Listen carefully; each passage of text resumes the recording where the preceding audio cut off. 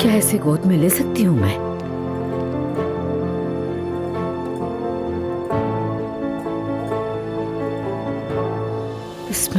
अभी अभी दूध पीकर सोई है। ठीक है। आप बैठ जाइए मरियम साहिबा। हाय हाय, दादी माँ की छोटी सी जान, हमने तुम्हारा कितना इंतजार किया। तुम मुझे दुनिया में सबसे प्यारी हो। इसका नाम जवेरिया है। हाय माशाल्लाह, अल्लाह पाक तुम्हें बुरी नजर से बचाए। हाय मेरी प्यारी बच्ची। लाइए वापस कर दीजिए मुझे।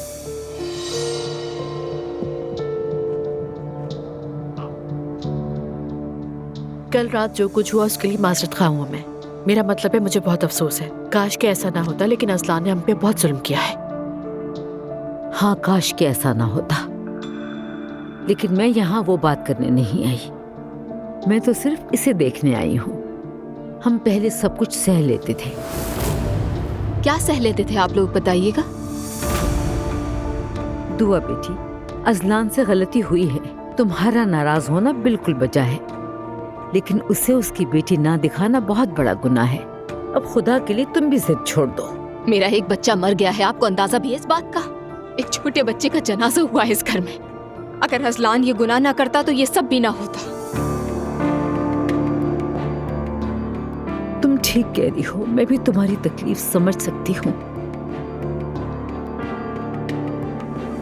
लेकिन इस तरह भी तो सोचो कि तुम्हारा बच्चा आखिरत में तुम्हारी शफाअत का बाइस होगा। जब अल्लाह ताला उसे जन्नत में जाने का कहेंगे तो वो कहेगा, मैं अपने वालिदैन के बगैर नहीं जाऊंगा। और तुम जानती हो, अल्लाह तुम्हारे और अजलान के गुनाह माफ करके जन्नत में दाखिल कर देगा।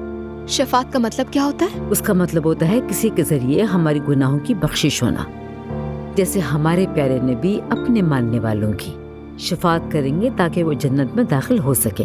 हाँ,